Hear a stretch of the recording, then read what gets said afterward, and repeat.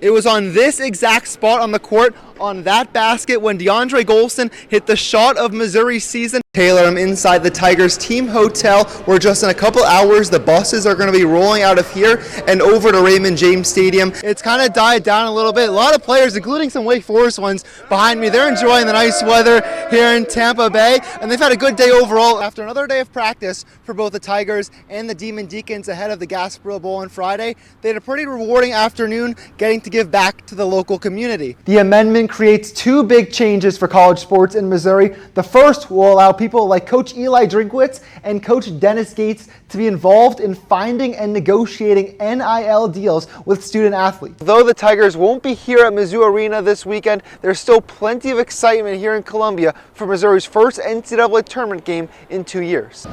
As the celebration continues, Chiefs fans can already look forward to next season, as Kansas City will try to become the first team in nearly 2 decades to repeat as Super Bowl champions. Chiefs fans made the trip here to Academy Sports to celebrate the win and collect their championship gear. They had shirts and hats of different sizes and different colors. Everyone here said the same thing when down double digits. They weren't nervous. Well, Siobhan, today was like Christmas morning for college basketball fans all around the country. Selection Sunday, we're finding out the 68 teams competing in the NCAA tournament this year. Yeah, Ben, Capital City football combined for just 2 wins in their first 2 years of the program. This year, led by longtime Rockbridge assistant coach Joe Collier, the Cavaliers turned a corner, and now they're making the transition from rebuild to contender. While Capital City's stadium is under construction, the Cavaliers football team is looking like a finished product. There's a process to everything in life you do, and if you want something, you know, your work exhibits your wants. In their first 2 seasons, Capital City went 2-16 with their average margin of defeat by 31 points. This year, the Cavaliers surged to 7-2, and head coach Joe Collier credits the leap to teamwork. We decided that as a team, you know, what our goals were, just working as a family, working as a unit. And that's the best way for us. Senior quarterback Hayden Carroll has been in the program since the start, and even with 11 total touchdowns this year, he passes along the offensive credit to the guys up front. I love those guys out there. That offensive line, they're the guys that make it happen. Like, they don't give enough credit. Those guys are what makes this offense flow. And we got some great running backs, some guys that will never go down on first contact. A win on Friday night would mark a historic first playoff victory in program history, but Collier says that a win would be celebrated just like any other game. You know, we tell ourselves, hey, we're gonna celebrate that Friday after the game, that Saturday, and then on Sunday we start our process over. Capital City keeps building, and the Cavaliers are ready to continue to prove the doubters wrong. Why not Capital City? After not winning a championship for a 50-year span, the Kansas City Chiefs are Super Bowl champions for the second time in 4 years. I talked with fans last night on why this Super Bowl win just means a whole lot more. And the Kansas City Chiefs have won Super Bowl 57. From Arizona to Kansas City to Columbia, Chiefs fans are fired up about another Super Bowl victory. Go Chiefs! Some people go their whole life without experiencing a Super Bowl win, and this is the second in my lifetime. Chiefs fans made the trip here to Academy Sports to celebrate the win and collect their championship gear. They had shirts and hats of different sizes and different colors. Everyone here said the same thing when down double digits. They weren't nervous. Mahomes, the GOAT, I knew he would pull it out, so I knew they would come away with the win. Told everybody at halftime at our party, I said, where's Kadarius Toney? They don't have him in here. We need to get him in. Boom, comes in, great punt return, scores a TD. Chiefs win. Fans were especially excited about former Missouri Tiger Nick Bolton. Just being Mizzou made, it was awesome seeing him represent on the biggest stage in the world, so it was really cool. Incredible that a Super Bowl champion is right here, out of Columbia, Mizzou made. I love every second of it. I have his signed jerseys. He's one of my favorite players, and I'm glad that he got a ring. Even just a day after the championship, Chiefs fans are already looking forward to what's next. Next year, let's do it again.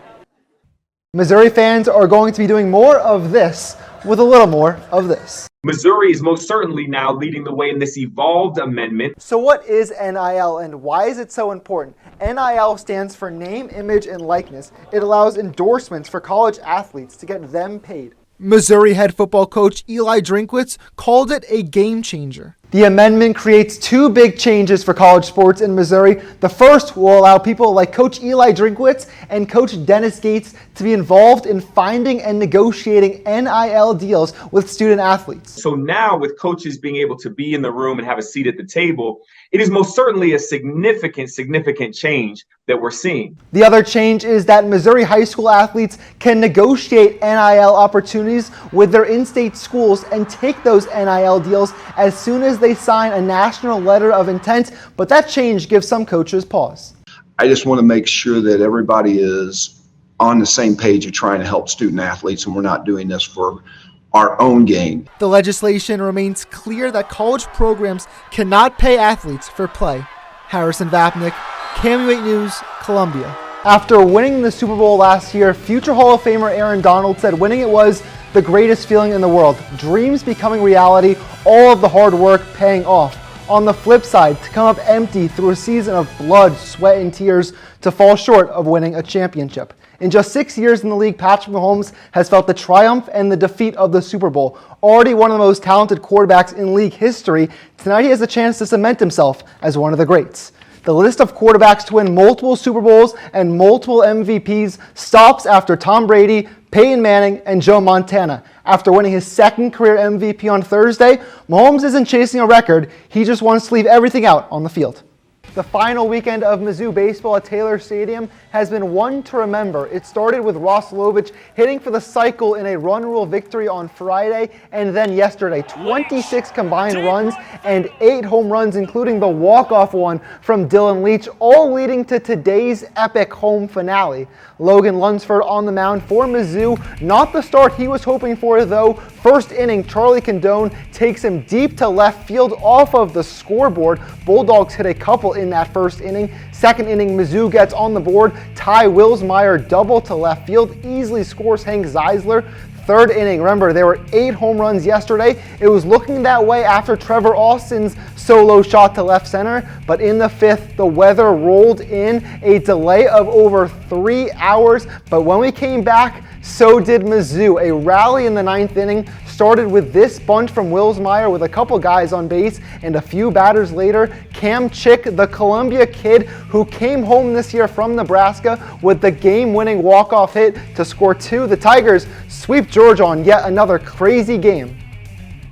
We've been talking the last couple weeks about this team making the SEC tournament. It might be time to start talking NCAA tournament. 30 wins on the year, back-to-back SEC wins against Georgia and Ole Miss. They also had that sweep earlier in this year against Tennessee. 3 more big ones next week at Auburn on the road. Despite some doubt over the past month, Missouri softball's 16-year NCAA tournament streak is indeed alive. Tonight, the Tigers punch their ticket back to the big dance. Missouri finished the regular season 34-24, but just 7-17 in SEC play. The Tigers have a tall task ahead of them, though, in their regional, and Coach Anderson says it's just about being in the dance. I mean, that's what you're playing for, is to go to the show. And we're obviously excited. I felt like we were on the bubble and our RPI was at 40, but the push that we made at the end of the season gave us an opportunity to be considered. And I'm just unbelievably excited that we're in. Mizzou will play in the Norman Regional, home of the back-to-back national champion Oklahoma Sooners. The Tigers will open up regional play against the California Bears, who won 33 games this year in the Pac-12. If you look at the 4th team in that region, though, that's Hofstra. That's where Coach Larissa Anderson was at for plenty of years, so a possible rematch there. The Tigers will play Cal on Friday at 6:30 p.m. The St. Louis Cardinals are hot. 5 wins in their last 6 games going into tonight, and a chance to sweep the Boston Red Sox. And it didn't take long for the offense to get going. Paul Goldschmidt, with a pink bat for Mother's Day, used it to have a bloop single to shallow right field. Lars Nootbaar comes in to score from second base, 1-0 Cards. Still up a run in the 4th inning. Andrew Kisner entered today with just a 1 home run, doubles that total. A 2-run shot to center field extends the lead, and he hit one on Friday. He hit one on Saturday. Nolan Arenado had to do it again on Sunday. A 2-run blast over the Green Monster. Cardinals win this one big, 9-1. Salvador Perez and the Kansas City Royals looking to avoid a sweep in Milwaukee, and Salvi took matters into his own hands. 2 straight days with a home run for Kansas City's veteran catcher. Royals with the early lead. now tied up in the second inning. Bobby Witt Jr. hits one to the gap and left, two come in to score. Kansas City goes back in front. They were feeling pretty good, but the fourth was a Brewers offensive avalanche. 7 runs in the inning, capped off with a Bryce Turang 3-run shot. Brewers win this one by a score of 9-6. NBA Game 7 between the Boston Celtics and the 76ers. And some history for this guy. Jason Tatum drives in for the lefty layup. That was just the start. Second half one-on-one with the MVP, Joel Embiid. And Tatum hits the step-back three-pointer. And then more from the St. Louis kid. A sidestep move and another triple. This one at the top of the key. 51 points, the most ever in a Game 7 in NBA history. Might be the best performance by any Missouri native in a playoff game ever as the Boston Celtics advance. High school baseball playoffs start next week with district tournaments. One coach is looking for a second straight state title in his hometown. KMUH's Harrison Vapnek is here with more. Already at the age of 31, Coach Eric Chick has been to the state quarterfinals twice, won the Class 3 Coach of the Year, and most recently the state championship just last season. But if you ask him about career accolades, he won't bring up any wins or stats. He'll talk about relationships and memories made with his team, ones to last a lifetime. Win together. Here we go. Oh no, 3, 1, 2, 3. Oh no! On the hat. Let's go. Way to be a wall. I got it. I got it. Come on, Cam. What do you say, kid? Love you too, Scott. Coach Chick is goofy. That's definitely something that a lot of kids will say. I would say goofy for sure. Cool, relaxed, funny. He keeps us loose in the games. He's just a good coach. Oh yeah, he's big on the little baby. Every now and then I'll get ox and I'll put on some dope tunes or whatever, and he'll come and jam it with us. You riding the what? We riding the night. Obviously, the biggest influence for sure was my dad. Anybody can attest, being a coach's kid, there is a lot of pressure, and having a father that had the experience, both playing and coaching, really kind of helped me shape my foundation as a coach. We're finally waking up and starting to make plays. Ball, tie ball game. Let's go.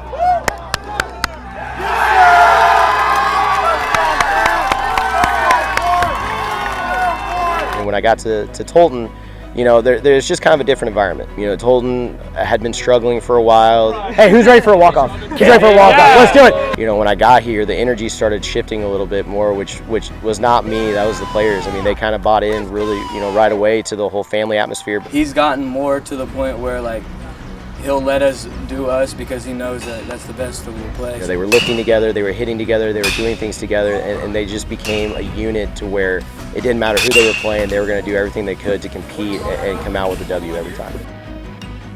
Game at Rockbridge, we beat Ellsbury, who we lost to go to the Final Four last year, so that was a special moment to go to the Final Four. I feel like everyone kind of didn't expect us to win, and we kind of really proved them wrong.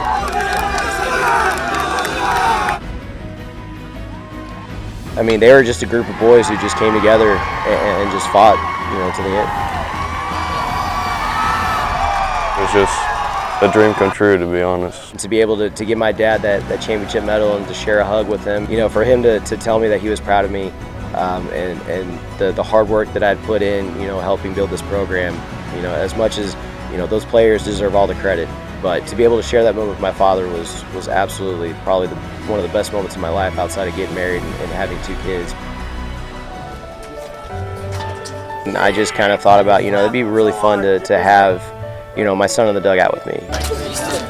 They talk, they hang out with them, they have fun with them, and so I can't thank the boys enough for welcoming Easton into the dugout. To be able to share those memories with my son, down the road is something that I truly, truly hope and cherish to have.